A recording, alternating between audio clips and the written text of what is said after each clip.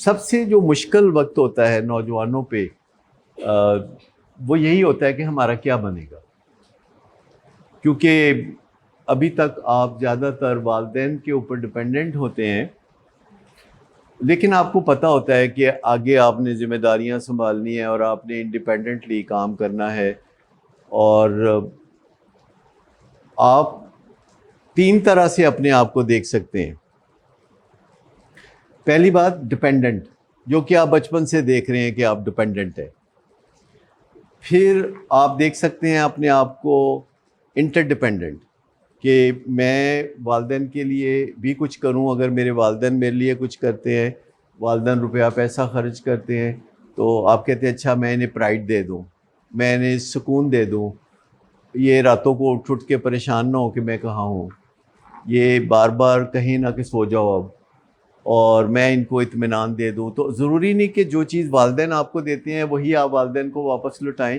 اگر آپ کا کوئی نیبر آپ کو کھیر بھیجتا ہے تو آپ اسے حلوہ دے سکتے ہیں، آپ اسے مٹھائی دے سکتے ہیں، آپ اسے سلام کر سکتے ہیں.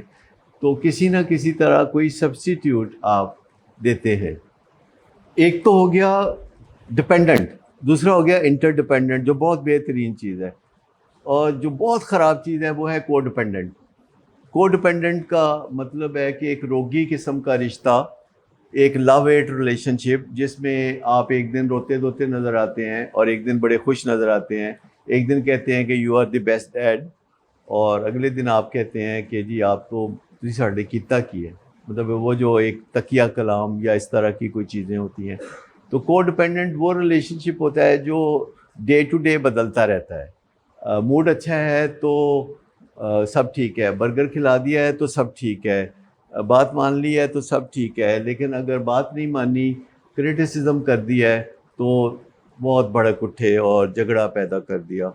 تو انٹر ڈپینڈنٹ ریلیشن شپ ہیلدیسٹ ہوتا ہے. ڈپینڈنٹ ریلیشن شپ جیسا کہ نیڈ ہو شروع کے سالوں میں وہ بھی ٹھیک ہے، پر کو ڈپینڈنٹ ریلیشن شپ جس میں ہم ایک دوسرے کے ساتھ ایک اگلی ریلیشن شپ میں ہوتے ہیں، کہ جس میں موڈ کے اوپر ڈپینڈ کرتا ہے.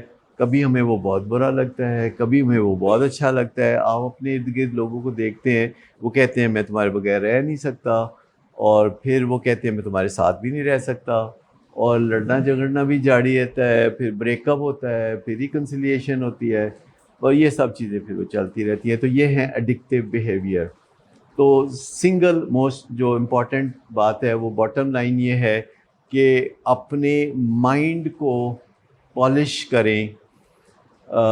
سوچ بچار کی روشنی سے جو اندر سے آتی ہے، اور ایکسپیرینسز جو باہر سے آپ سیکھتے ہیں، لوگوں کی آٹوبایوگرافیز پڑھ کے، اور اپنے لیے ایک اسٹرکچر بنا کے. مثال کے طور پر اگر آپ 7 habits of highly effective people ضرور سنا ہوگا آپ نے، ڈاکٹر اسٹیون کوی کی کتاب ہے 7 habits of highly effective people اور 7 habits of highly effective teenagers. اس کے اندر ایک اسٹرکچر ہے جو آپ فالو کر سکتے ہیں.